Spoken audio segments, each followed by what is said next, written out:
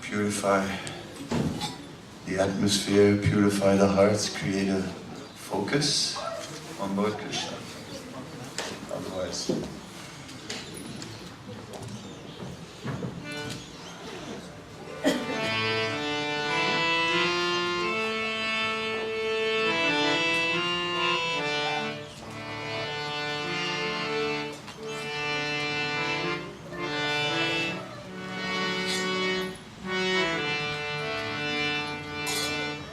Namayo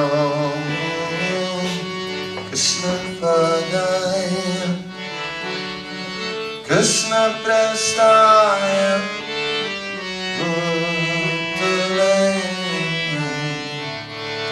Srimate Bhakti Vedanta Swami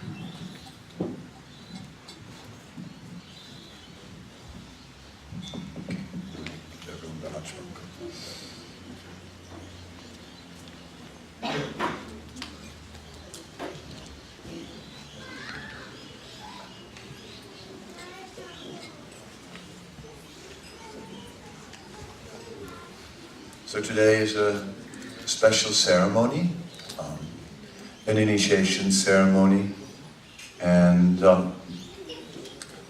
because the temple is a little bit small, and it was thought that not everyone might fit, and with the rain it's also not so much fun to stand outside on the veranda looking through the glass while you're slowly getting wet.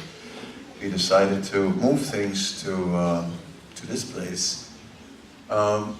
But here is another complication. Here we cannot make the fire. So, however, that is also all right. Because the essence is not in the Agnihotra. It's not that that really constitutes the initiation in itself. The connection is not made through the fire. Rather, the fire is creating an extra sanskar, creating an extra impression, so that our sankalpa, so that our determination becomes very strong. Just like when you get married, you can do it very quick with the government for 5 minutes. You have to sign some papers and you exchange rings, and before you know it, you're out to do it. 5 or 10 minutes, hogya. In India, it can take a whole week, right, a marriage, if you go traditional, or at least, you know, a full day minimum. And so many things happen throughout the day. The man comes in on a horse and this and that, you know. Sometimes on a palanquin, ladies are carried in like this. Everything is so many arrangements simply for one purpose, to make sure that you never forget. That's the whole idea, you know, that you really remember what you have done. That's why I spend so much money on these functions. Yes, that's why we do big yajnas, just that we remember. Oh yes, I got initiated. So it's not from. Oh, by the way, you know. But Sri Chaitanya Mahaprabhu, when he gave initiation to Rupa and Sanatan Goswamis, it was pretty much like that, you know. Oh, and by the way, my dear Dabikas and Sakha Malik, from now on you'll be known as Rupa and Sanatan. There was even no exchange of beads, there was just, okay, you'll be known as Rupa Sanatan. That was it. Done. These days, that was an exchange of the highest caliber, where Rupa and Sanatan came and gave their full dedication. So they really fully surrendered. And like I explained yesterday, how there is the external surrender, and then internally we may still be lagging behind. Although externally we are bowing down, externally we're making the vows, but internally we're not really giving our hearts completely, because we are unable, because our hearts are already invested in so many other things. But Rupa and Sanatan had fully withdrawn from all other investments, and they were investing everything in that relationship with Sri Chaitanya Mahaprabhu. So that was a very significant thing. From this day on, you'll be known as Rupa and Sanatan. It was not a small thing. We need more sanskar. We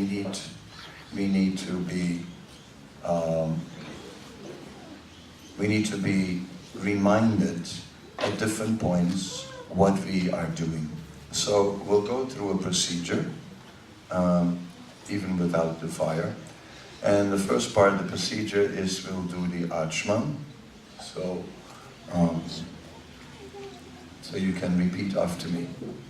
Om Apavitra Pavitrova Sarvavasta Katupiva Yasmare Pundrikaksam Sabaya Vyantara Suchi Shri Vishnu Shri Vishnu Shri Vishnu. Then we can take the spoon in the left hand and just scoop some water and throw it in that hand. In the left hand, yeah. Just okay. Then 3 drops in the right hand and throw. Again, 3 drops in the right hand. Raise the palm, look at the water, zip and say Om Keshavaya Namaha. Again, 3 drops in the right hand and throw. 3 drops in the right hand. Om Dharanaya Namaha. 3 drops and throw. And 3 drops again. Om Madhavaya Namaha. And 3 drops and throw.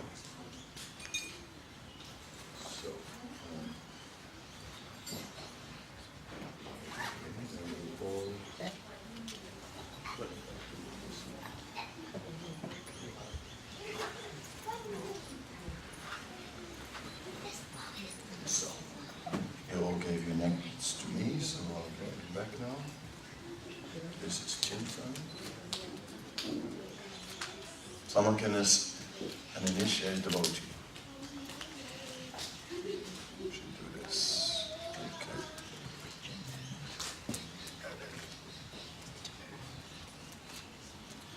Release. this is Itachi. They're all the same anyway, I think. Itachi, yeah.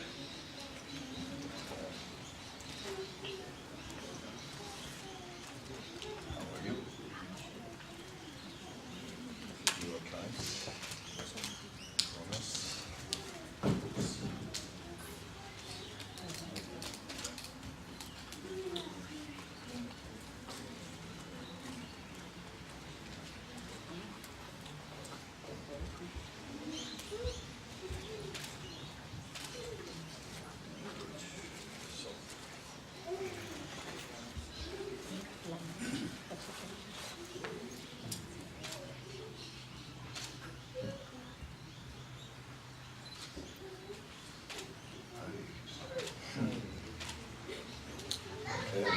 Welcome.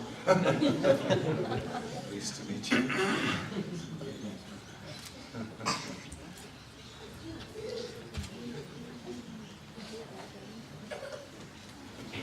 Krishna. And everything, the whole ceremony will be recorded on video, so you can watch it again. And Antardeep, who's traveling with me, he will even separate the soundtrack and give you that also separate. Isn't it, Antardeep? Yes. Very good. Yeah, then we have garlands somewhere. Yeah, they're also coming. Very good.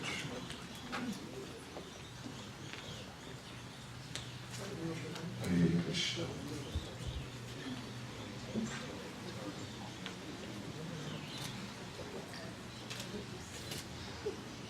Okay, then we can chant the Mangala Charan.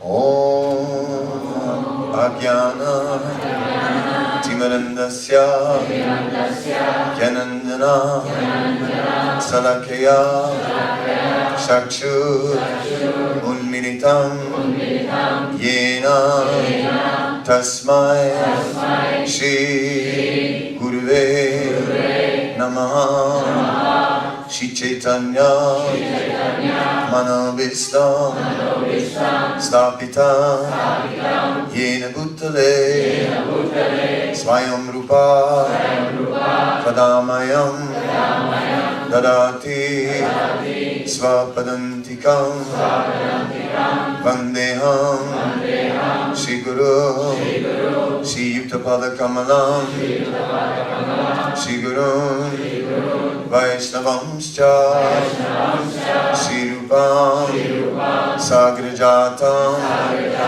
Sahagana Raganatam Vitam Tam Sajivam Sadvaitam Savadutam Parijanam Saitam Krishna Chaitanya Devam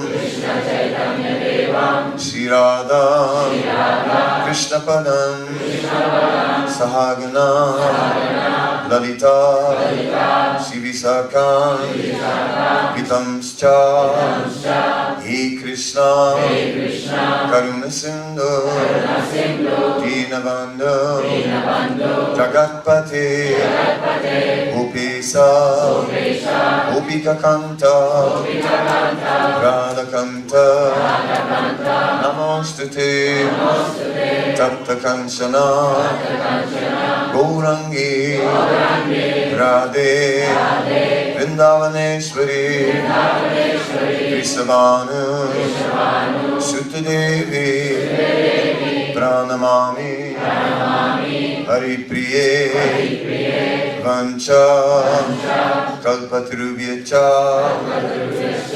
Kripa Sindhubhyam Evacha Patitanam Pavanebhyo Vaishnavebhyo Namo Namaha Shri Krishna Chaitanya Prabhu Nityananda Shri Advaita Gadadhar Shivasadi Gaura Bhakta Bhakta-vrinda, Hare Krishna, Hare Krishna, Hare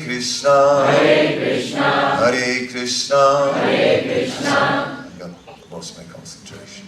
Hare Krishna, Hare Krishna, Krishna Krishna, Hare Hare, Hare Rama, Hare Rama, Rama Rama, Hare Hare.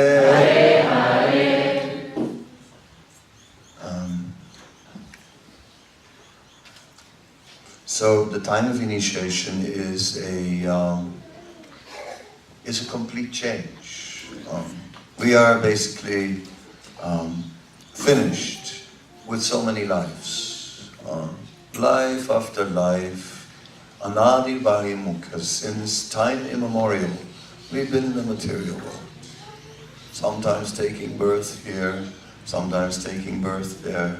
Sometimes in one species of life, another time in another species of life. Sometimes male body, sometimes female body, sometimes a demigod, and sometimes 4 legs and a tail.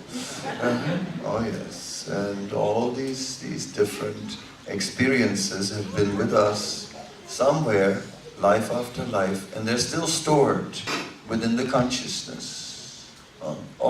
So many impressions are still there in the subconsciousness, influencing us. Sometimes some previous life is still having some impact now. And thus, some old desires are awoken again. Puna panas charvita charvananam. Chewing it one more time. Like the chewing gum, put some sugar, it is sweet again. You can keep on chewing it. Cheap. So in this way, we try, the material energy, we try and squeeze out a few more drops of material enjoyment.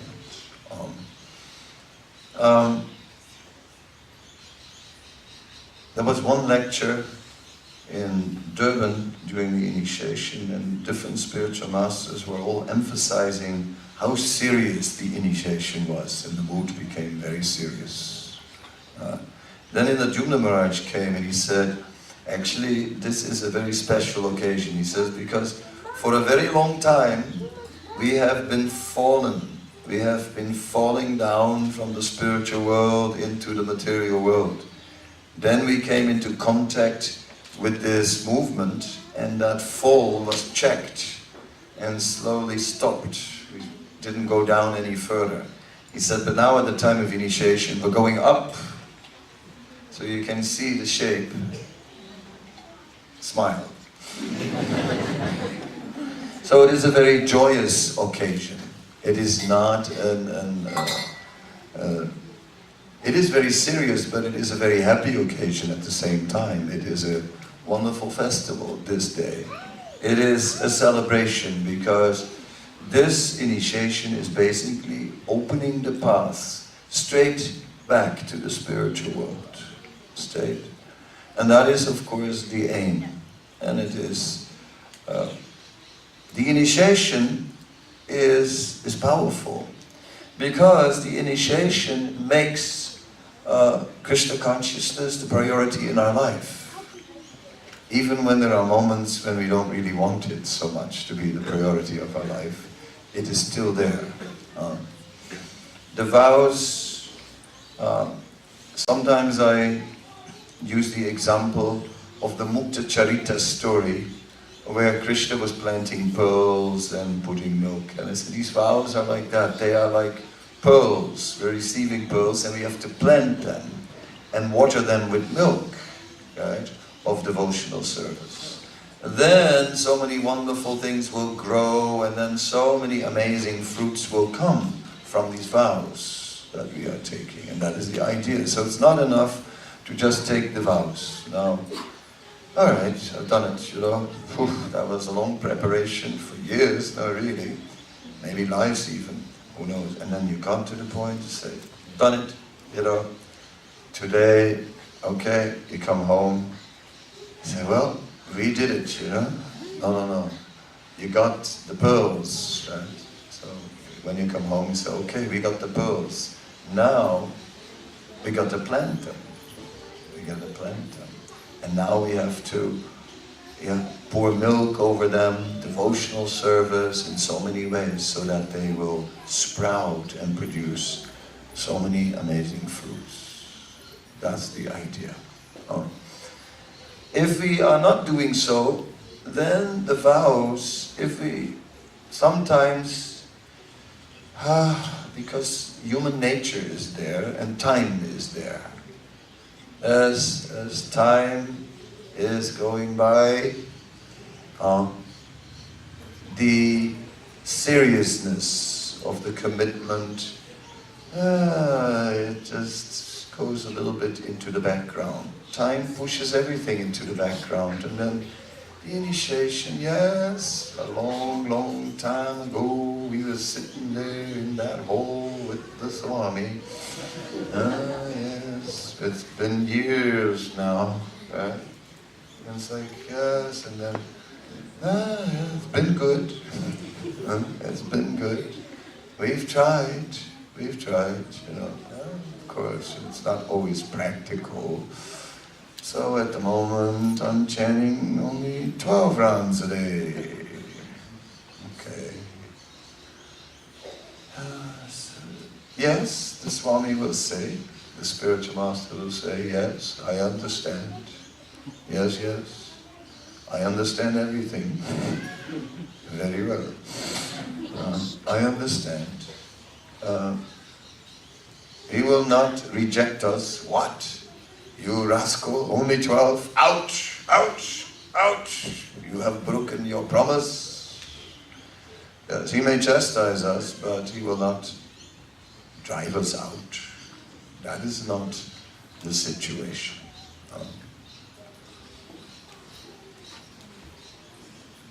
One of Srila Prabhupada's disciples prior to Krishna consciousness had been smoking certain substances which there in, you know, even in India some people are doing such things.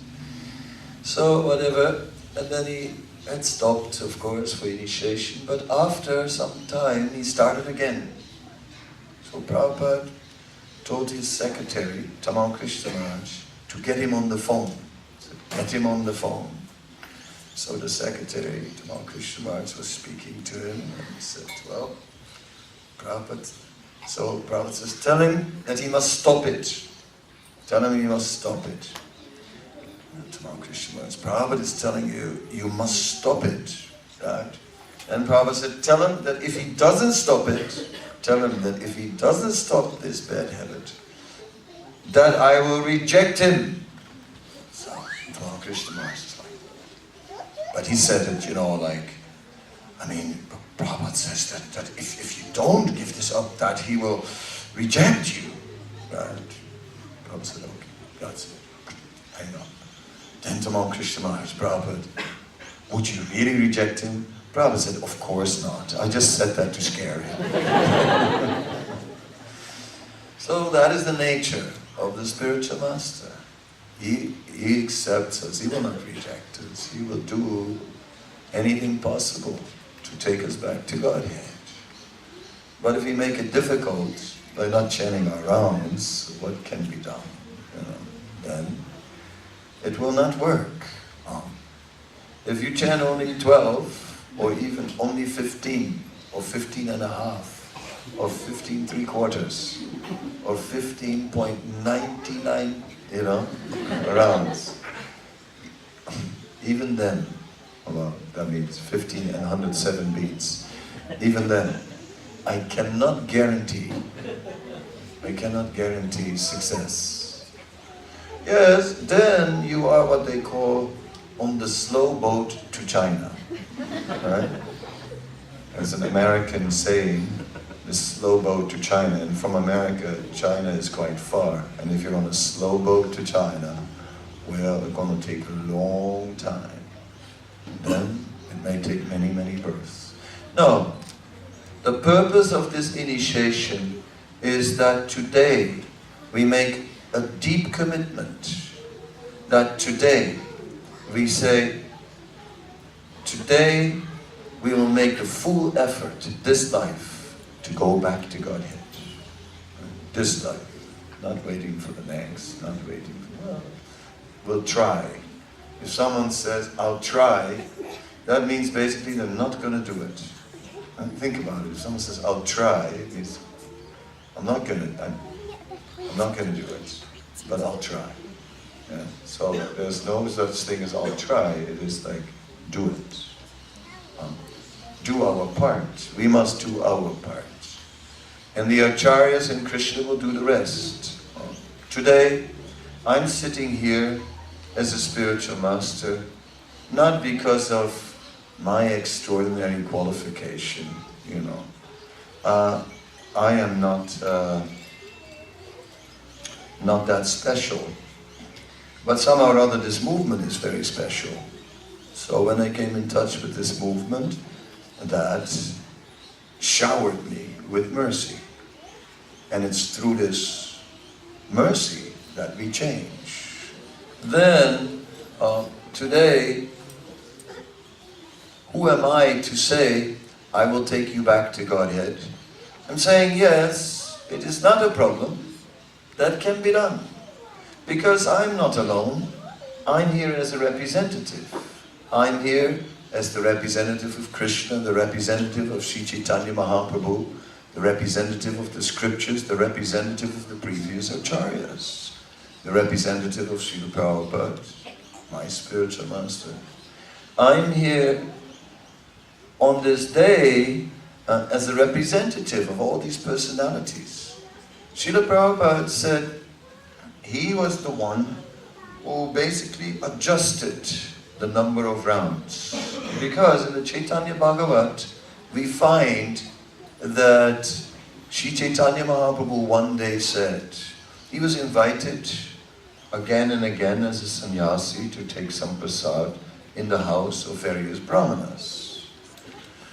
So Chaitanya Mahaprabhu said, I will not just accept invitations, I will only accept invitations in the house of a lakpati. Now, 500 years ago, a lakpati was something, right? One who had 100,000. 100,000. Nowadays in India, if you're a lakpati, you know, like that's just pocket money. Yeah? You know, I mean, even crorepati is not enough these days.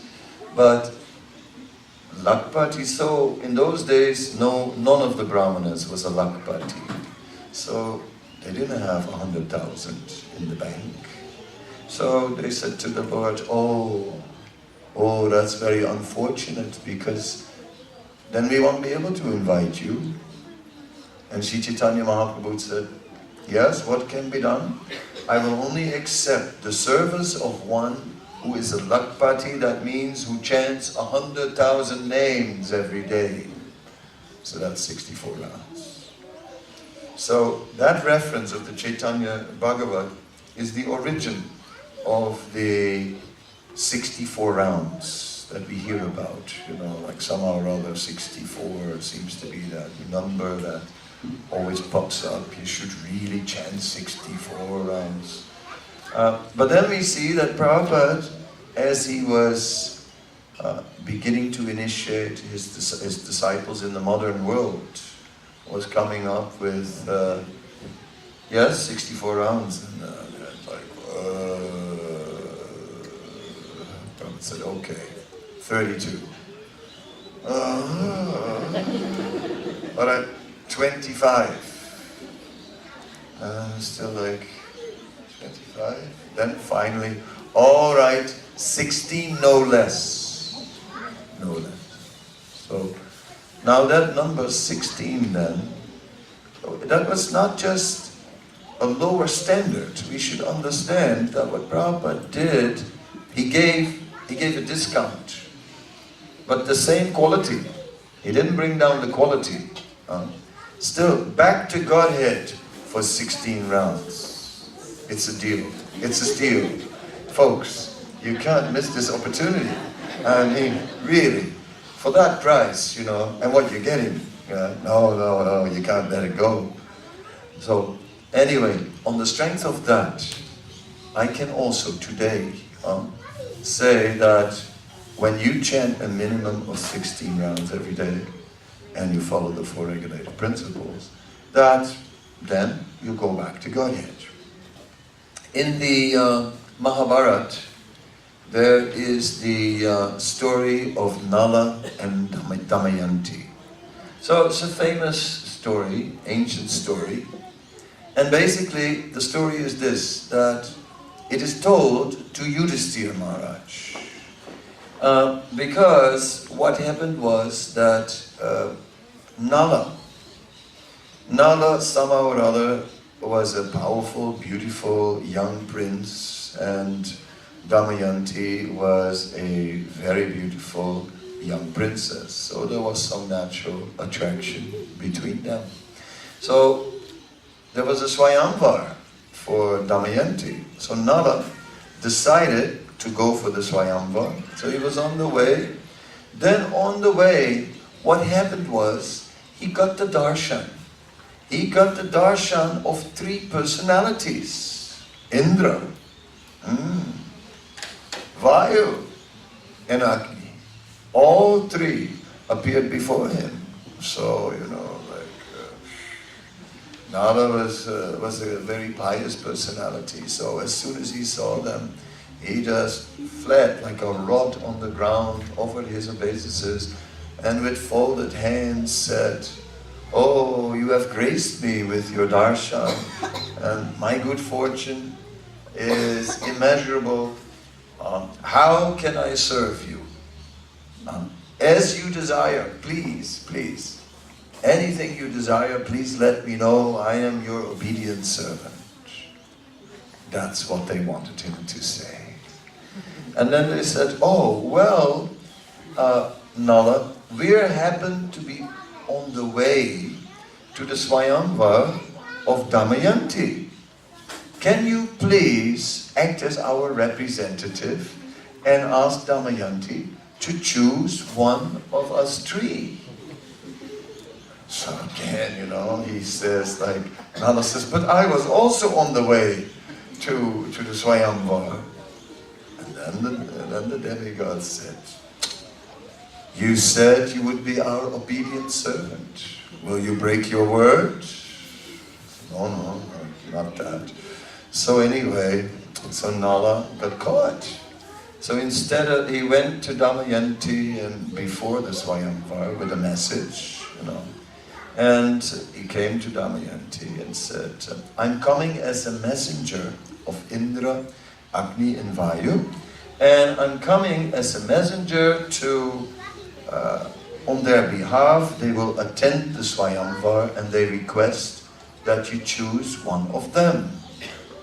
And Damayanti, who was intelligent, saw Nala and said, "Oh, you can tell them that I'm greatly honored by their attention and so on, and I offer my utmost respects to them. But unfortunately, that will not be possible, because you tell them, because I've already given my heart to Nala." So then Nala was sort of like, you know, a lot of things were happening in one day, you can understand that. It was like quite a day. So Nala was walking out there, his mind spinning, and then what happened was Indra appeared, and Indra said, "So, what did she say?" And Nala truthfully told everything. Anyway, then this whole thing happened, that Indra, Agni, and Vayu, they came for the Swayamvar. Nala came for the Swayamvar. And then, as the Swayamvar was going on, suddenly there were 4 Nalas. 4 Nalas. So Damayanti is looking, you know, you've seen these TV programs, which one is the real one, and it's like, she couldn't figure it out. They all looked as real as anything. So what to do? So she stood there and utterly confused. Then she prayed.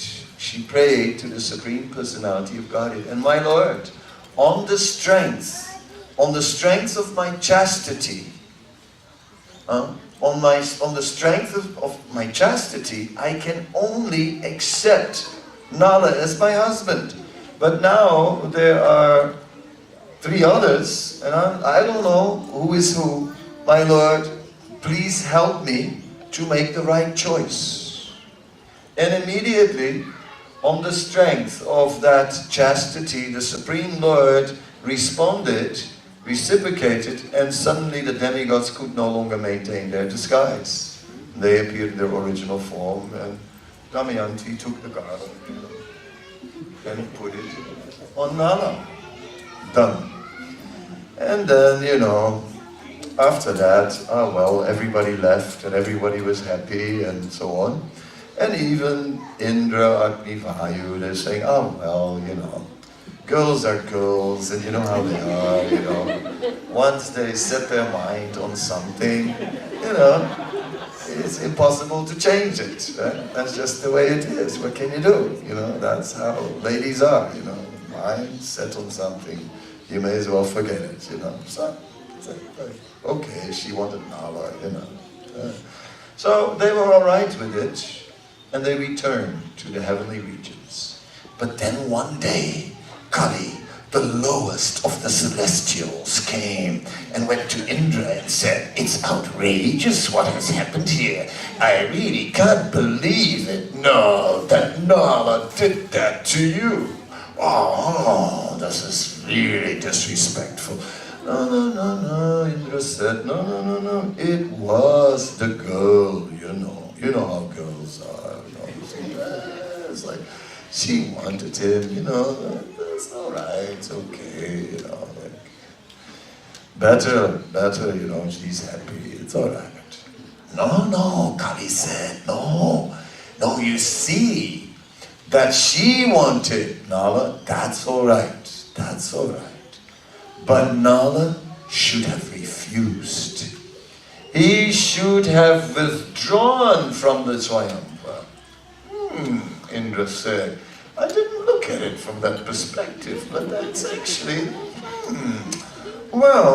makes sense. I would say, actually, there's some truth to that. Yes, Kali said, and therefore it was very disrespectful from Nala that he did not withdraw himself from the contest. Indra said, yes. My Lord, Kali said, I am your obedient servant, your Lord. Please allow me to mete out some punishment. Tatastu, Indra said, granted. And Kali was very happy. And Kali then followed Nala and Damayanti.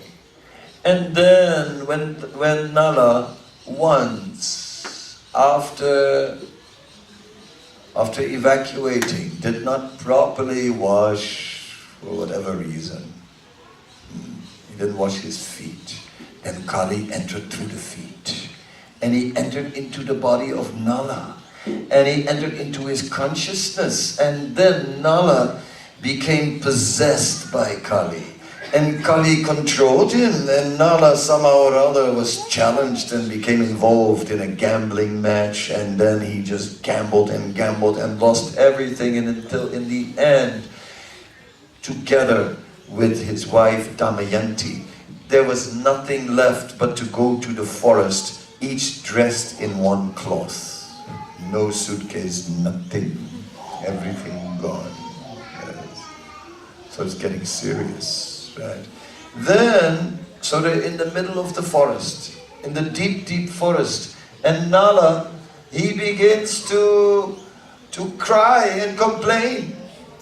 Nala says, oh, Damayanti, I am not worthy of you. I am so fallen. I have lost everything in gambling. I have thrown away our whole life, and you are such a noble princess, and now I put you into all this trouble. I'm not suitable to be your husband. And you know, I mean, I just cannot stay. I mean, and Nala just said, I have to go. And she said, you're not going to leave me alone in the middle of the forest, is it? You know. But that's what he did. So there Damayanti was alone in the forest. Oh yes, and Nala disappeared. And then one day, you know, yes, as she's there in the forest, this hunter is coming by in the forest, and this hunter goes, oh, look at that. Who's here? Ah, oh, very nice. And he was ready for some action. But Damayanti again, she prayed on the strength of her chastity. And that hunter dropped dead on the spot as he was trying to abuse her. That chastity of Damayanti was pretty good, and the prayers also worked quite well. Different yuga, I guess, you know. But whatever was happening. Yeah, so the story continues that Nala became totally confused, degraded, and that even became like a Rakshasa for some time, but anyway, eventually got out of it. Meanwhile, Damayanti, since she had been married, somehow or other she made it home to her father, but was already expecting, and then had a child. Later, Nala happened to wander around, come to that kingdom, and then said that Damayanti presented him with her son, said, here's your son. He said, that's not my son. And then again, chastity, prayer, and sure enough, you know, heavenly voice, and there's a, yes, now this is the son of Nala and Damayanti. And, all right, also, the end of story. Then Nala finally got relieved, after that, from the curse of Kali. Finally, Indra interfered and said, okay, now it's enough, Kali. He's been punished. Let it be now. Right? So Kali went back. Now, the whole interesting part of the story is how Kali possessed Nala. And Nala never knew it. Nala all the time was just thinking that he was acting on his own. But it wasn't. It was actually, his thinking was influenced by Kali. So that is interesting. So it is said that in the Srimad Bhagavatam, we see how Kali is entering into the kingdom of Maharaj Pariksit. That is at the beginning of Kali Yuga. Nala, that was in another yuga, and Kali was given special license to pollute one person. But then, finally, Kali's yuga was about to begin. And Kali came, and now he had the license to pollute everyone, and every single person in the world Kali could pollute. And now we see how he came into the kingdom, and then there he found the bull Dharma, and he just with a stick started breaking the legs of Dharma, and then Maharaj Pariksit appeared on the spot, pulled his sword, and was ready to take action. All right, pull her over, show us your license, and all these things. Yeah. So Maharaj Pariksit was there, and Maharaj Pariksit basically was ready to act and ready to kill the perpetrator, but he just made sure that it wasn't that some person, innocent person, walked by, picked up the stick. So he just asked the bull Dharma, who is the cause of all this? And Dharma said, it's hard to say. It could be the result of my previous karma. It could be the will of providence. It could be so many things. Anyway, in the end, Maharaj Pariksit did not let Kali off, although Dharma hadn't given a clear answer. And Kali was dressed like a king, so Maharaj Pariksit was ready to fight. So then Kali could see, this is not going to be good. So Kali fell on his knees and prayed to him, please, like a Sudra, please protect me. Instead of acting like a king and fighting. So then Maharaj Pariksit, who was a noble personality, okay, did not kill him. But at the same time would not allow him to stay in the kingdom. But then Kali said, what can I do? Now I'm your subject. I am Praja. I have taken birth. And whatever has taken birth has a right to exist. Praja. So what will I do? Now I must exist somewhere. Where will I exist? So then he was told he could stay in these 4 places where meat eating, gambling, illicit sex and intoxication was going on. Yes. And so we see these 4 regulative principles that Srila Prabhupada asked for at the time of initiation. When Sri Chaitanya Mahaprabhu initiated Rupa and Sanatan, he didn't ask, and what are the 4 regulative principles? You follow the Brahman. Right? You promise to follow for the rest of your life. He didn't ask that. Even Srila Bhaktisiddhanta did not ask that at the time of initiation, but Prabhupada did. And we see the foundation of it in Srimad Bhagavatam, in this narrative, because in that way we become free from the influence of Kali. Because it is due to the influence of Kali that we've become weak. And we think that these are my choices. This is what I want. Just as Nanda was thinking. This is what I want. This is my desire. This is my judgment. I'm acting on the basis of my judgment and intelligence. Oh yes, I know what I'm doing. No. Kali is doing. So, by following these principles, we are freeing ourselves from the influence of Kali. And then of course, iti sodasakam nam nam kali kalmasanasanam, by these 16 syllables of the chanting of Hare Krishna also, the influence of Kali is destroyed. So in that way we rise above these things. So therefore, there's the 16 rounds, and there are the 4 regulative principles that we are chanting. Srila Prabhupada made the adjustment, and he could do so because he had so much credit with Krishna. He had so much credit with Krishna that whatever Prabhupada wanted, how could Krishna say no to Prabhupada? If Prabhupada wants something, then Krishna will say, yeah, whatever you want. Yes. Yes. I'm not that powerful, so, I wouldn't try to change the number of rounds. Therefore, maybe I would let you off at 12, but I can't.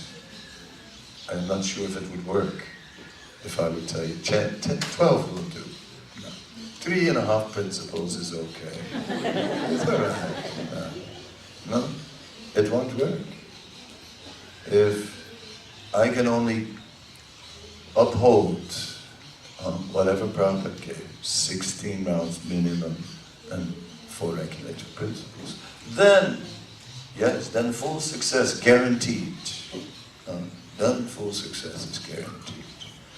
Then you can go back to God at this lifetime. And that's what it's about. Now at the same time, we are in a particular body. We are in a particular state of conditioning. It's like when you are a Gujarati, you eat all these little snacky things, and some dokla, and some kandri, and some srikant, and all these things have to be there. If that's not there, then what's the point of living? When you are from Korea, sooner or later you're going to have noodles, right? When she cooks for me, she makes vegetable noodles sometimes, right? She gives me noodles. I never eat noodles except sushi, because from Korea, what to do? I have to eat noodles. And someone from Korea cooks. So like this, wherever we have a particular conditioning by karma, and so we have a particular taste, we have particular desires, And these things are so strong. Right? And then next life, you take your birth in Italy, and then you want the pasta and the pizza with olive oil, you know. What to do?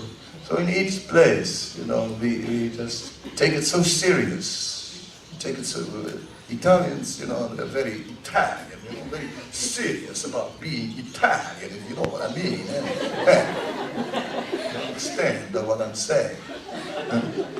Is it clear?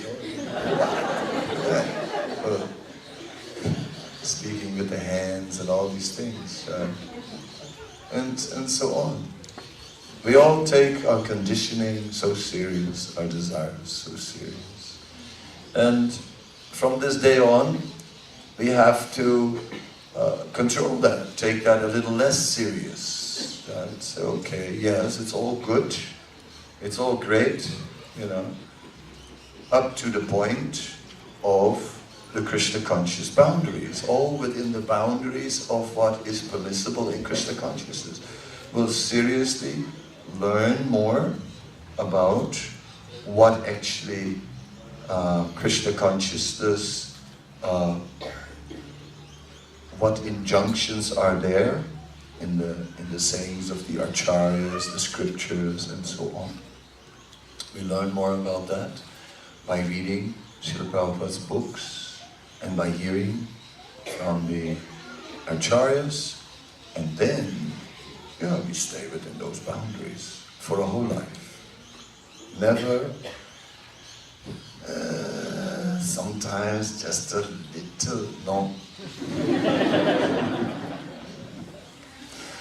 No, I won't give you an inch. All right, half an inch? No, not half an inch, not a millimeter. No, not at all. It is 100% no. That is what this means, these vows. So that nothing will bind us. Nothing will bind us to the material world. The devotees used to do this play, and in the play there was some ladies were waving a blue sari like above the ground, and that was a river. Right? The river. Then on one side of the river there were people, and they were carrying stones, bags with stones, many stones. And on the other side there were Krishna, Lord Chaitanya and the devotees, and they said, come to this side of the river. So, oh no, we can't cross the river because we're carrying all these stones, right? No, we have all these.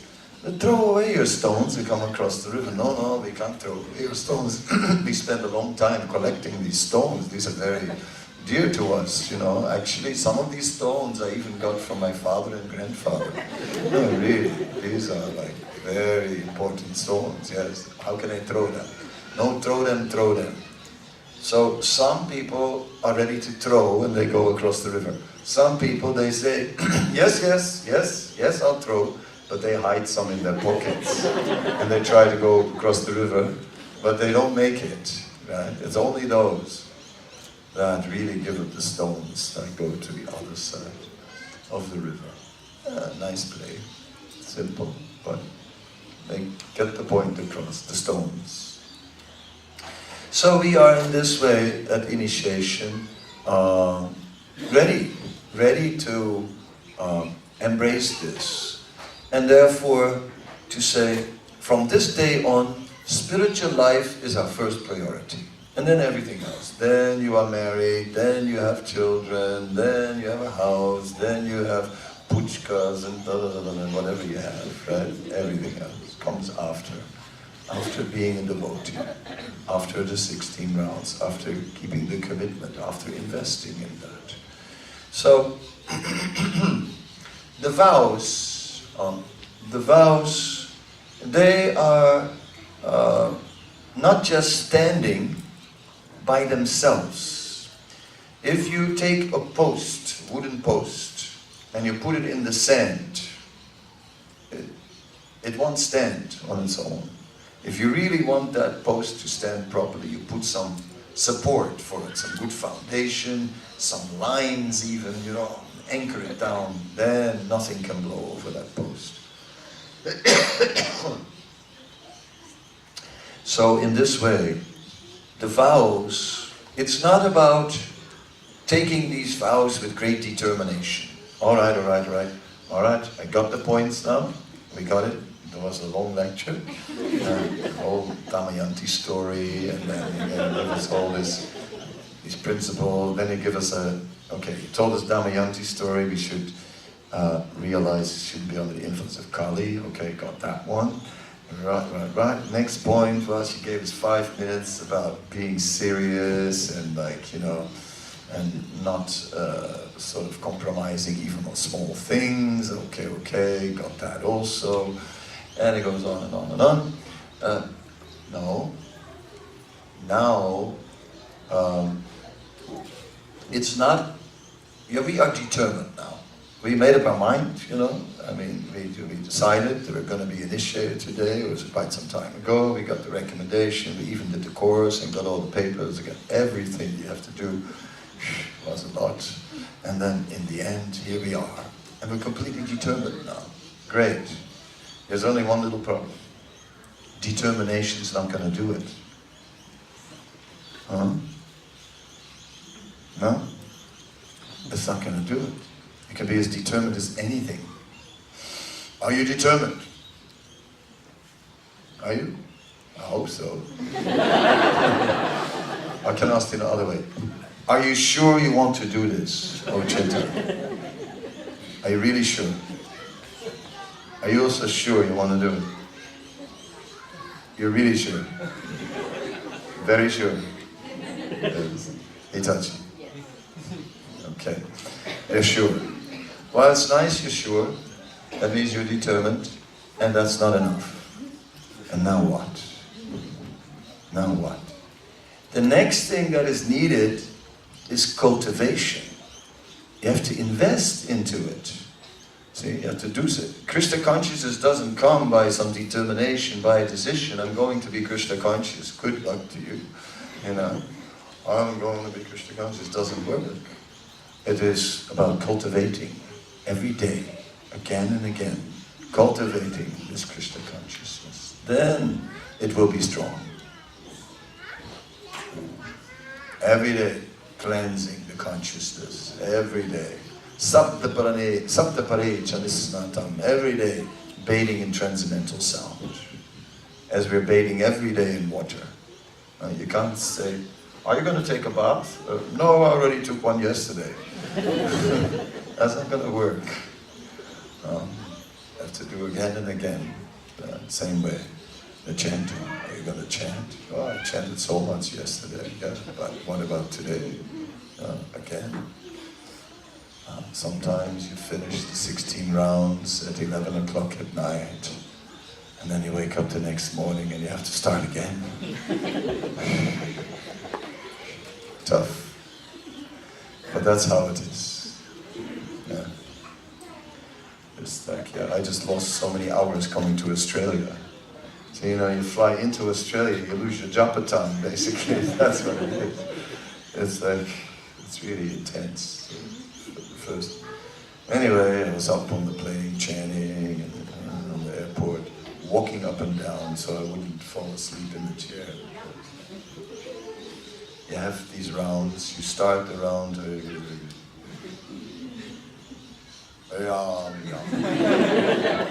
I've studied this and it's very interesting that when people fall asleep, oftentimes they fall asleep in the middle of a mantra, sleep for 1 minute, then they come back up and they continue where they left off. Have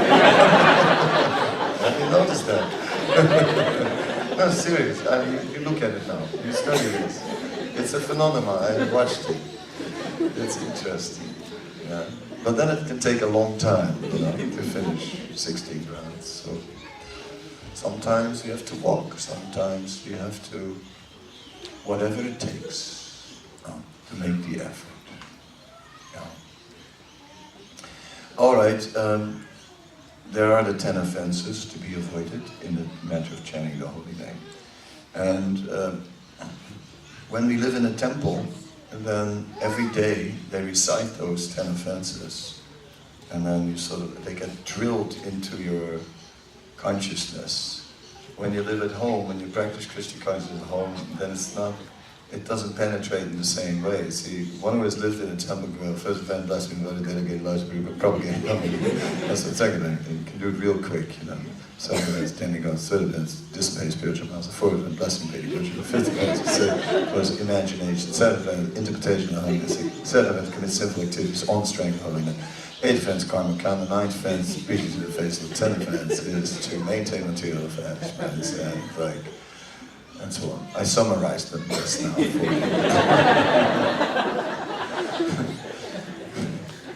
So these 10 offenses are mentioned in the Padma Purana.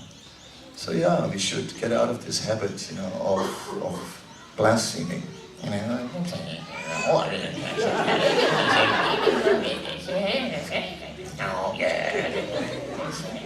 Well, I agree with that. That's really true what you're saying there. Yes. Let's glorify. Let's glorify the Vaishnavas. Let's find the good qualities and just highlight those. And always say something positive. That will be wonderful.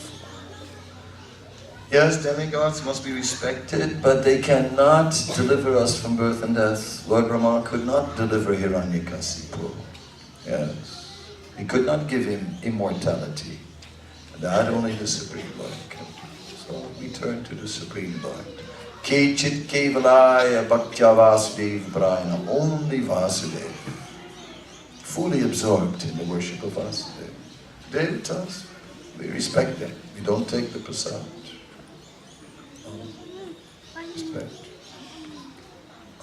When I come to a demigod temple and their offerings, no, I'm fasting. No, thank you. Third, disobey the order of the spiritual master.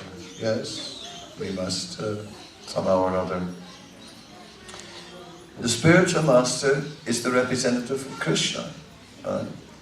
And we should understand, it's not only based on his qualification. We can take the microscope and put the spiritual master under the microscope and look at, can we find some fault? And then if we look really hard and we think, aha, now I found it. Just see, he's not perfect, he's not qualified. No, Krishna enters into the relationship. It's not only that we are accepting this relationship today. Spiritual Master is the representative of Krishna. And Krishna acknowledges that. Yes, through this representative now, you will offer your service to me and my mercy will flow through this representative. So in this way, we see that Krishna is there and working through the instrument of the Spiritual Master. If you think you promised to me today, if today you think you make the promises to me, you might later on, as time moves on, think, well, I made it to him, you know what I mean? Who's he anyway? But no, you're making them to Krishna. I'm only the representative. So you cannot say, who's he anyway?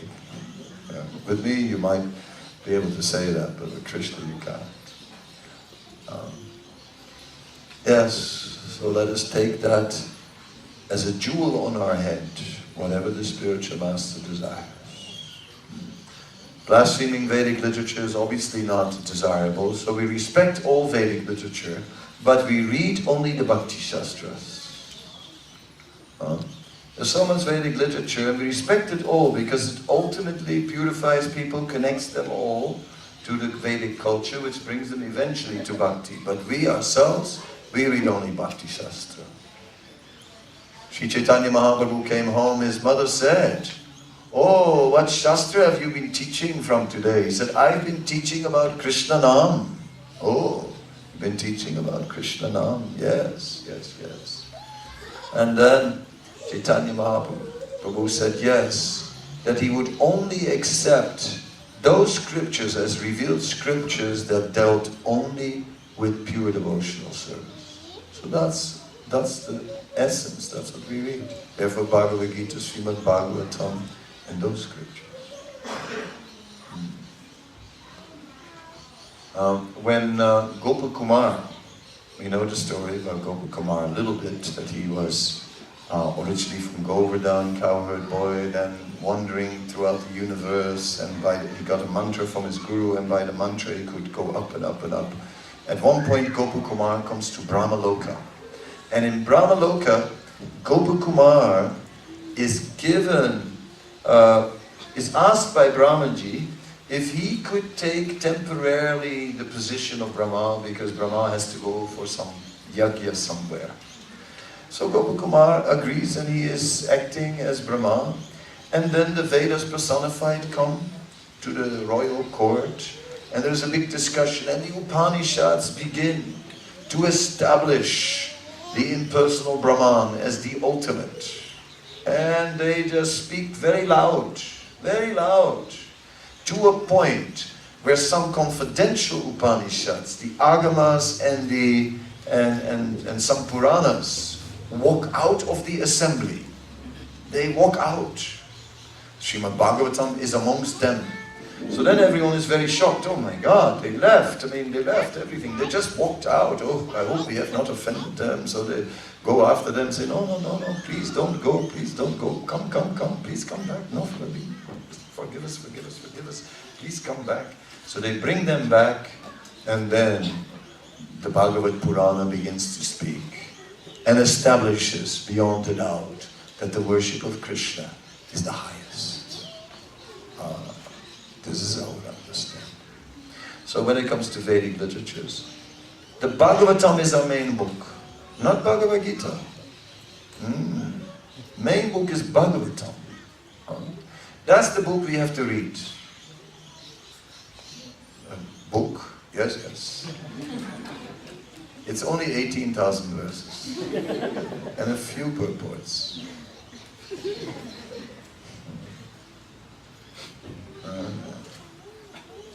Some people read the whole Bhagavatam every year.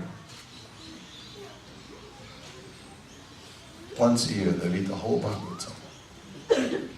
That's serious. Yes, it can be done. You can calculate, you can divide the 18,000 by 365, and you can realize how many verses you have to read every day. Then you can do it. Anyway, I'll come and check on it next year. See how far you got. Okay, so reading the Bhagavatam. I've told you so many things now. In a playful way, I'm taking you through the 10 offenses. To think the glories of the name are imagination. It is basically that the name is Krishna, Abhinatvam Naminamino, non-different from Krishna. So, therefore Krishna, is there something Krishna cannot do? Is there anything Krishna cannot do? Is there anything that the holy name cannot bring us? Everything we get from the holy name. Therefore, we can put all our faith in the holy name. Give some interpretation on the holy name and draw out all kinds of meanings, not necessary. Krishna is the son of Nanda and Yasoda, and so on. Ram means either Balaram, Lord Ramachandra, even Parasuram, and it also means transcendental happiness. Hare, referring to the internal energy, Ladini Shakti, devotional service. Hare, if you serve Krishna, the all-attractive, then the result is Ram, transcendental happiness. Okay, so let's chant. And 7th offense, commit sinful activities on the strength of the holy name. Yeah, that's cheating. Externally, Jai Jagadish Hare, and then, do any nonsense. But I'm chanting. No, that's not good. We must do it. Eighth offense, to think that this chanting of Hare Krishna is karma kanda, means that we think karma kanda basically fixes your material life. You do some ritual, and that ritual fixes your material life. So that's pretty good.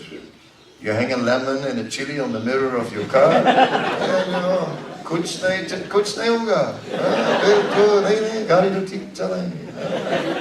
Chinta nahi. No problem.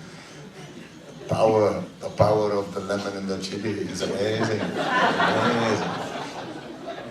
Right. You can put 4 lemons under the wheels, and then you drive over the lemons. You have the chili and the lemon on the mirror. Oh, everything. Sab theek ho gaya. But when you're driving, first drive forwards. Never first backwards. If by any chance you're driving and a cat passes the road,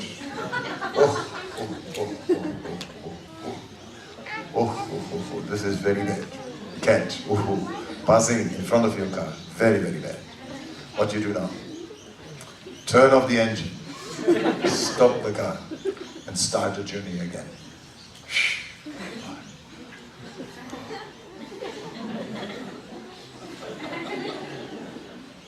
Karma kanda. So karma kanda fixes our material problems. Yes. The holy name is not karma kanda. It doesn't fix our material problems. How can all these things happen to us? We are chanting Hare Krishna, and now these things are happening to us. Is it all true? Does Krishna really exist? The chanting doesn't fix our material life. The chanting simply awakens Krishna's love and our love for Krishna. That's it. And then transports us to the spiritual world. That's it. So don't think this will fix our material life. The 9th offense preached to the faithless. As long as we preach Bhagavad Gita and just about chanting Hare Krishna, that we can tell anyone and everyone in the world, and we should. The 10th offense, maintain material attachments, basically means, my example is if you have a pet. Have you seen, some people have these dogs and they feed them to a point where there's short little dogs, it's a huge big fat body with just 4 legs under it, right? A little monster. So, one second. If we feed the material desires, yes, then it becomes like a pet like that. Then we have a big fat material desire. So that big fat material desire will really upset our spiritual practices. So, in other words, one should not unnecessarily pursue material things. Whatever best is, whatever is favorable for Krishna. Alright, and to be inattentive while chanting. Then I've covered the 10 offenses wrong. What is you from the Purana? You should know them. If you don't know them, hang them on the fridge and memorize them somehow or other, because that's important to know. So with that, I've given you all this as my blessing to you, right? Because it's something like the spiritual master helps us to cross the ocean of nescience. And he's there, but it's sort of like he puts us in a little boat all by ourselves, and he puts like many things in that boat, and then during this initiation he's talking to us very nicely, and it's just like water, like the waves come from his mouth, and your mind is sort of inactive and half asleep. It's like going on the tone of that voice. Followed, and then suddenly he pushes the boat, and then you're just right there in the middle on the waves, all by yourself. Okay, Chintana, you're ready. No, come here. Offer your obeisances.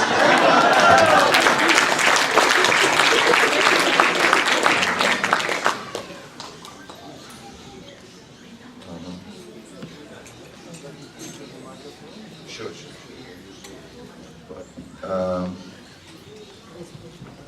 Okay, please go there also and take the blessings of Bhagavata Sraya and his good wife.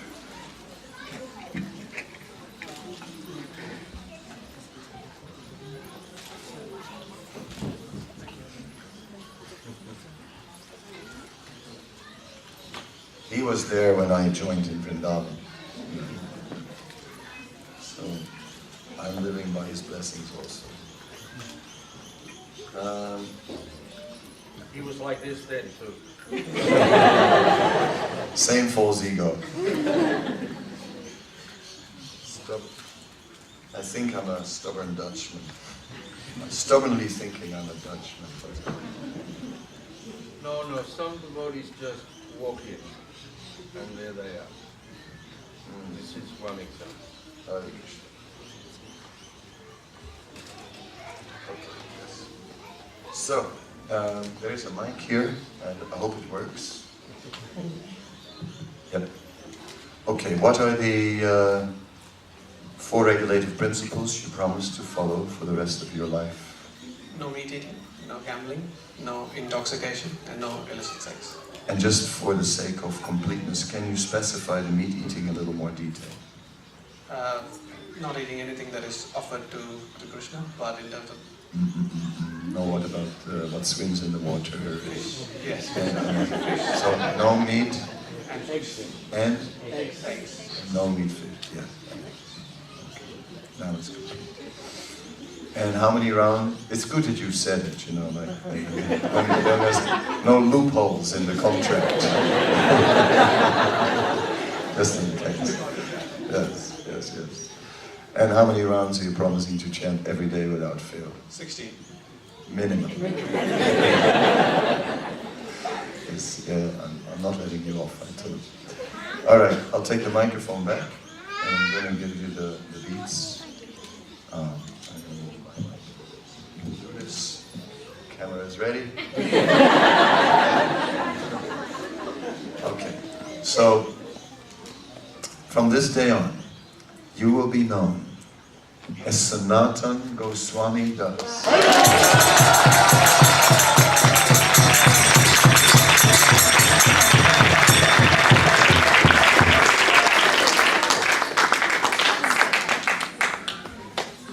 So, it's a big name.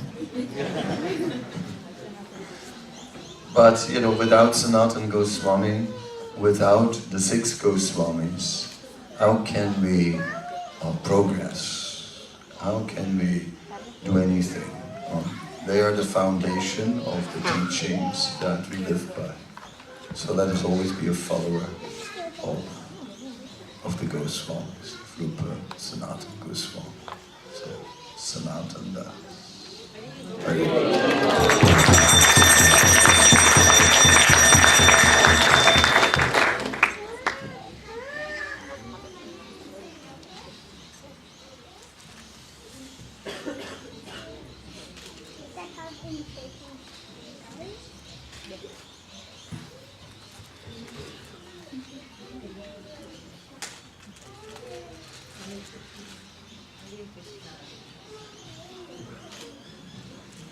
So what are the 4 regulative principles you're promising to follow for the rest of your life? No meat eating, no illicit sex, no intoxication, and no gambling. Can you also specify the meat eating a little more? No fish, no egg. Very good. And how many rounds are you promising to chant every day? Promise to chant a minimum of 16 rounds every day. Very, very good. So, I've been thinking, when you give a name, you try to bring it closer to Krishna. Right? I'll take the mic back. So I try to bring your name closer to Krishna. So from this day on, you will be known as Sneha Bhakti That's it.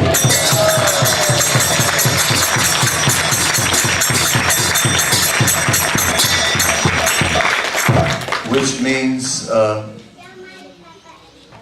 bhakti of course means devotional service. And then sneha is the stage where the heart melts in devotional service. Of course in Hindi, sneha also means affection, but in our philosophy, sneha is a very advanced stage. An advanced stage of praying where the heart is just melting in love for Krishna. So may your devotional service just mature to melting in love for Krishna.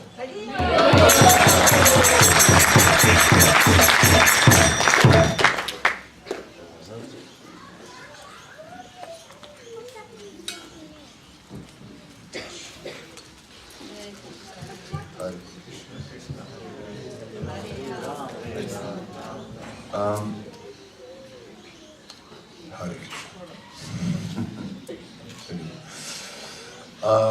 so what are the 4 regulative principles you promised to follow for the rest of your life? No meat eating, no fish and eggs, no illicit sex, no intoxication, no gambling. Yeah. And how many rounds you promised to chant every day? 60 rounds. Very good. Okay, then although, yeah, I've thought about it. I meditated on this name for a while. And then what I came up with is, I think it's nice. From this day on, your name is Gita Lalasa. That is.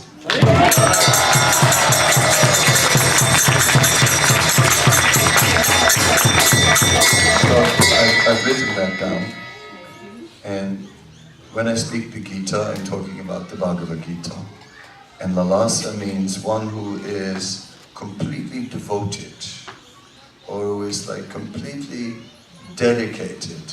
So Gita Lalasa means one who is completely dedicated to living by the Gita, by the words of Krishna.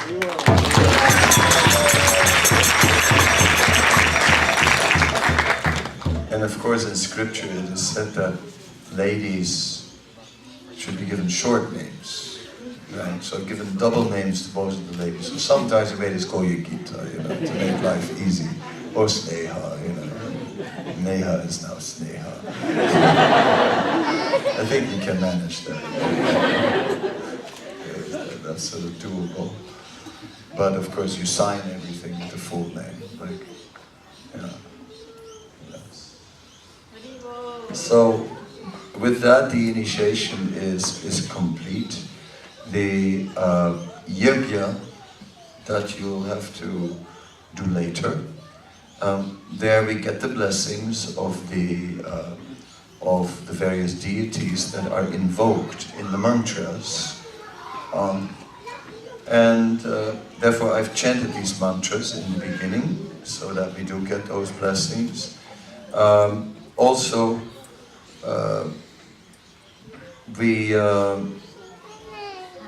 as I said, the fire is like a sankalpa. It's like really fixes our mind more, a deep determination. It helps to form. So I wish at the next opportunity that there is a fire sacrifice that you partake, even if it is after 6 months or whatever. Just do it. Just nice to have that blessing. Meanwhile, the vows itself are like a fire, because you have to make many offerings to these vows. Same like idea like planting the pearls. Now I compare the vows to a fire, and you make all these offerings to this initiation. Then it will be amazing. So I'm very happy that you are now my disciples. Means we're stuck with each other, somehow or other, right? And so let's make something nice of that. Yeah. I want to be there for you, although physically Brisbane is a little far from many of the other areas where I am, so it's not just that I walk in, you know, I mean, it's not like, so sometimes you have to come and meet me in India, right, in the Holy Dham, which is my home, and all of our home. It is said anybody who thinks that his home is anywhere else than Vrindavan is influenced by the illusory energy. So, please come home sometimes. Whenever you can. Yes. Don't stay in that Brisbane, it's so far from home. Don't stay there too long. Come. Bring the kids, whatever, you know, some or other. Of course, you know.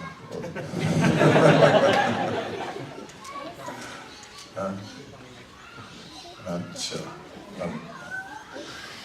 Yes, she came everywhere, but not to Vrindavan, I said. So, if you can, please come. Let us take this opportunity and spend some time together. Although Vani, instruction, is more important than personal association, still these moments of personal association are really a great blessing. And with you, I forgot to send you over for blessings over there.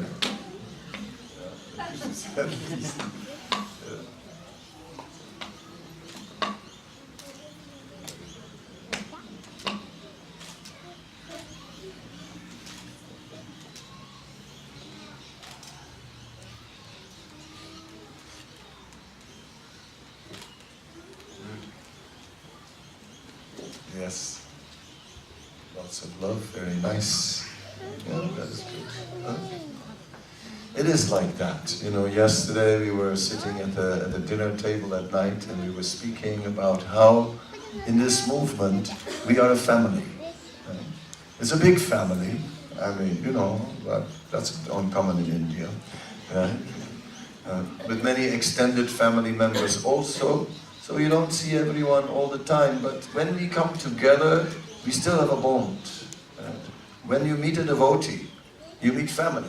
Right? I mean, sometimes you're somewhere and far away in some city, and you just suddenly see someone with neck beads, right? And it's like, you know, you know, yeah, and it's like so nice to meet a devotee. Like years ago, I went to Bangkok, and in those days, with my former wife I went, and in those days there was no temple in Bangkok. So we were in Bangkok, and we come at the airport, and someone, as soon as we get out, someone approaches me and says, "You want go-go girl? You want go-go girl?" And I go, "I'm with my wife." He says, "You want go-go boy?" I go, oh my God, you know, I'm used to something, but that was even to me a bit much, right? Then in the hotel, we stayed in the hotel. Then the room service came, some lady, if I wanted room service, no, I don't want room service, you know, please, you know. That was too much, being in Bangkok, really. But then we had been given one address of some Indian devotee somewhere. So, okay, we went there. So I come to this address, and it's a shop. So we come in this shop, some middle-aged Indian man is in the shop. And we come to the counter, and he said, okay, yes. So I say, Hare Krishna. He says, oh, wait. He goes behind the counter, right, to the side, and then suddenly he pulls a curtain which is above the counter. And a Govindam tape starts playing, and he has deities up there. and we're standing in the shop, you know. Govindam, Adi Purusha. It was so nice, you know. It was like such a relief, you know. In this horrible city with the go-go this and the go-go that, you know. It's like, go away, you know. Please. Huh? Just let me have Govindam, you know. Yeah. Oh, it's so nice. So nice. Yes.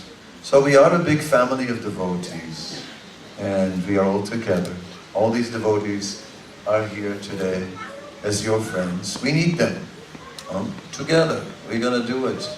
You know, we stay close with the devotees. It's really good we rented this hall. I mean, look at that weather out there. It's like, no fire sacrifice today, it's a water sacrifice. That's also very auspicious. Anyway, rain is a sign that the sacrifice is completed. When rain comes, it was fruitful. So in this way, I'm very happy. So all of you, family members, please bestow your blessings upon them. And you can, right? I mean, 1 year I was in Vrindavan, and every year for Srila Prabhupada's disappearance day, Srila Prabhupada's godbrothers would also come. And in that year, one of his godbrothers was very old, Bhakti Vaibhav Puri Maharaj it was, who was 93 years old. No, it was Pramod Puri Maharaj. He was 93 years old at that time. That was the last time he came.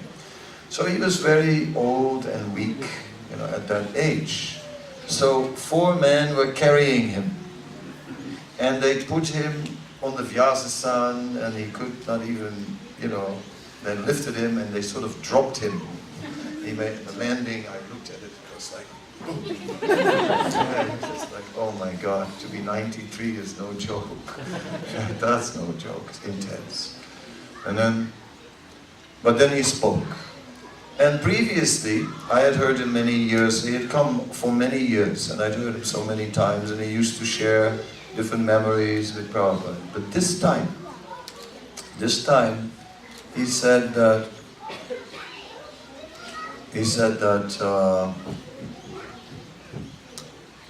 you know, Swamiji, talking about Prabhupada,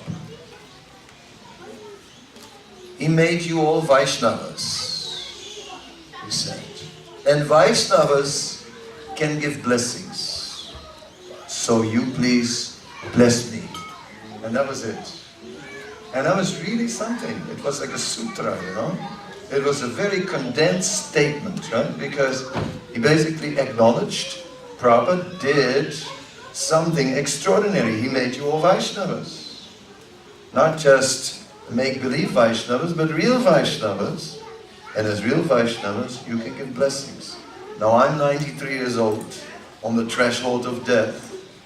And, you know, and I realize one thing at this age. I realize that whatever I've done in my life is meager. It wasn't that much. And now, at the end of my life, I realize that I need all the blessings I can get. And since Swamiji made you Vaishnavas, and you can give blessings, therefore, you please bless me. That's at least what I understood from what was being said. And that deeply impressed me, something I always remember. So in the same way, I say today, you are all Vaishnavas, you please bless them, that they may fulfill their vows, and you please bless me, that I may be a worthy spiritual master. Please say it out loud.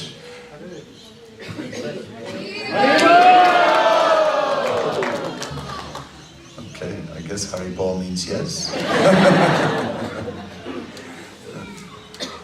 Yes. Any questions? No, not yet. That will be after. No questions? Bhagavad your name has slipped. I was trying and trying, you know. I know you, but because we don't deal so closely with the ladies, then the name didn't, I forgot it. We haven't been in the same place. No, but I know your name, but it just slipped my mind. Yeah. I was sitting there and what's ending? But please, if you would like to say a few words, that would be wonderful. Both of you.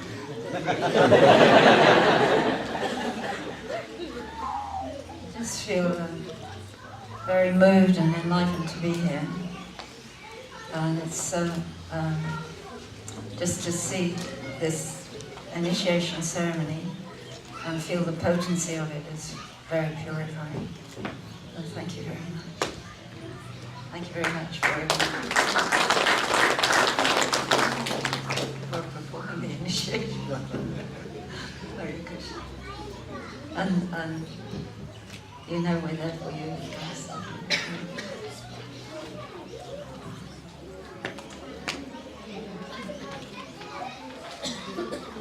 Yes, we're very, very, very grateful to be here today and honored to be present at the initiation of such fine devotees.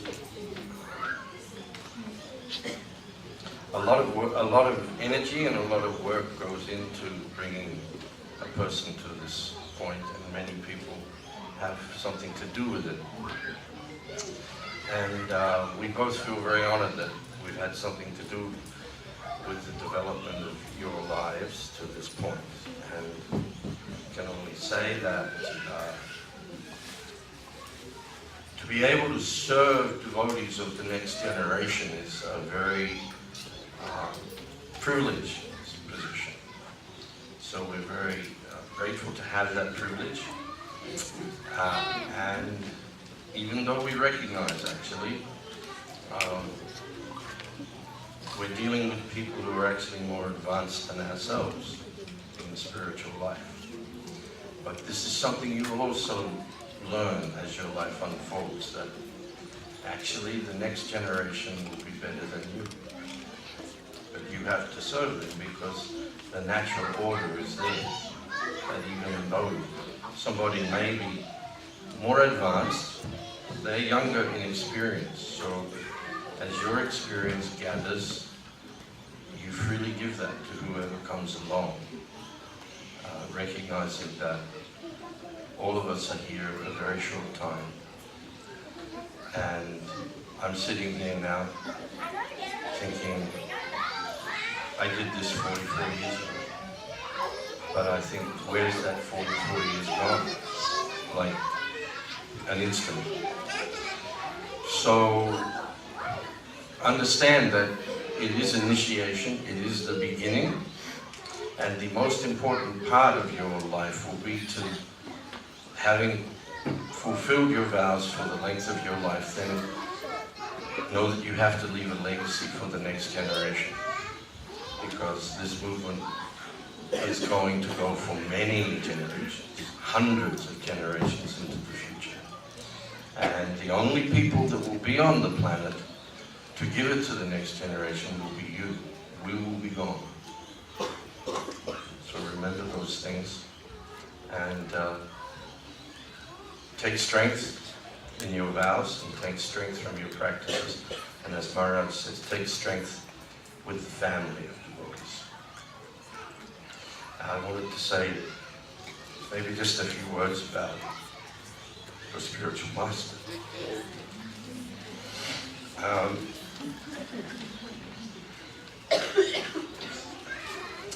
It's always, it's always kind of like a distinction to be able to sit here and say, well, I knew your spiritual master before he even got initiated. Which I did. But I said earlier, actually, you will also see this in your life. Sometimes somebody walks through the door and they're who they are. They're already very clearly very advanced devotees. And I can say that also about dear Swami here, that he is a very advanced devotee. Advanced in humility, advanced in his dedication. And he's had to suffer for this. He came and he had to go through the a very difficult situation of having a spiritual master fall down. But at that time, this was in the 1980s, a lot of things happened. In the Chaitanya Charitamrita, Srila Prabhupada states that after the great Acharya leaves, chaos descends. So that chaos hit our society in the 1980s, and in that time, some of our very wonderful leaders were taken down by Maya. But at that time, I remember there was a Shastra that appeared by Narahari Sagam, in which it explains that even then there's no lamentation, because just as you were telling the story about Damayanti, I think there's one point we can draw out of that, was the power of her chastity. And even though we see in the case of Kadamba Kanana Maharaj, his spiritual master fell down, but by maintaining his chastity, actually it is said by Narahari Saga that the disciple can become the deliverer even of the Guru. So this pact between the disciple and the spiritual master is a very, very powerful one. And by remaining chaste to the spiritual master, as we see Kadamba Kanana Maharaj did, and to the Vani, the Vapu can go in many ways, and the Vapu does go. I'm sitting here an orphan of 40 years, almost 41 years. But the Vani remains. And as Srila Prabhupada dedicated the Bhagavatam to Srila Bhaktisiddhanta, he said, he lives forever by his divine instructions and the follower lives with him. And the reverse will be true. In the case of this gentleman, he carried on in a very courageous way, and now we see by his own joking statements, he's a flying chicken. He said that once. So just a couple of years ago, he was giving a class at the Manor, and he was talking about this, what he's been talking about today, about the mercy that comes down through the parampara, and one may consider oneself to be most unworthy and most unqualified, but somehow or another, one becomes like a flying chicken by that empowerment. So he's a greatly empowered soul, and you're very fortunate to have him as your spiritual master. Thank you very much.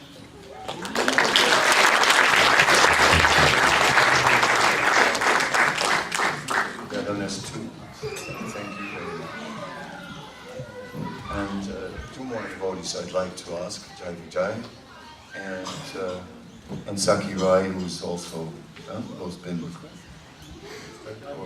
Or what's your name? I'm mixing up names. Okay, you say something, and then all these names, you know. Sorry for the mix-up. That's okay, Maharaj. It's nice to be associated with the temple president. And not have the responsibility.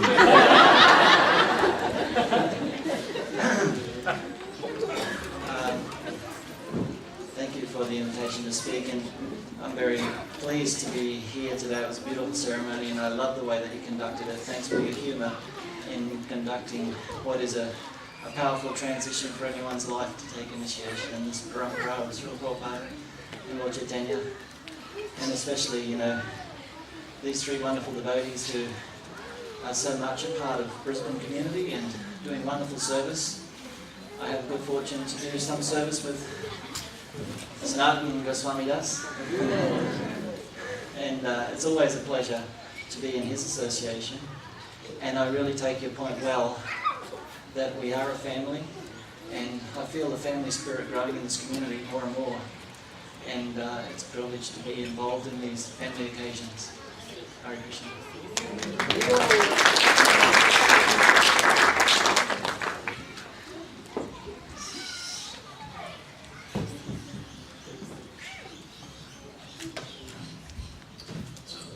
Thank you very much, Maharaj. For me, it is very wonderful that you're coming here regularly, and we hope that more and more people can take Krishna consciousness. When I came in, Swasti mentioned to me that your family is advancing now, and I said, actually it takes a whole village to raise a child. So it's an effort of all of us together. Somehow or the other we just do our bit. Even the small decision of having the program here, and I was just telling Prabhu that even this hall is converted into a temple. You can see this, the power of devotional service. But we all work together, work very hard. And as one of Prabhupada's disciples, Bhima Prasad Prabhu, mentioned to me that, Saki, Krishna consciousness is recreation for me. So we can make it fun. And you make it fun, Maharaj. Last night was just amazing kirtan.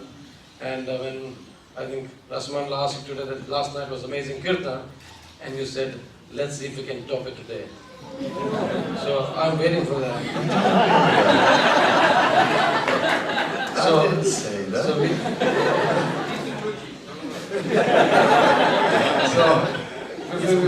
We'll be waiting, Maharaj. Thank you very much.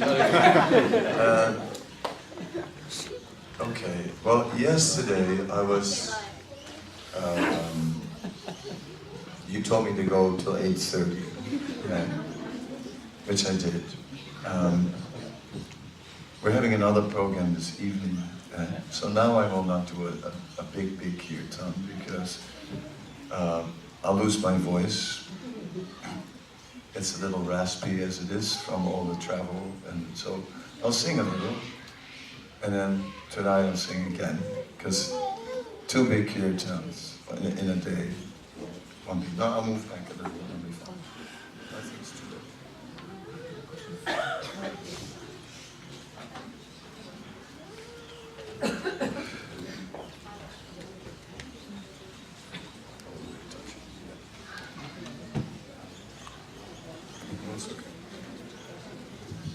Okay, Gita. It takes a little bit. Gita for friends,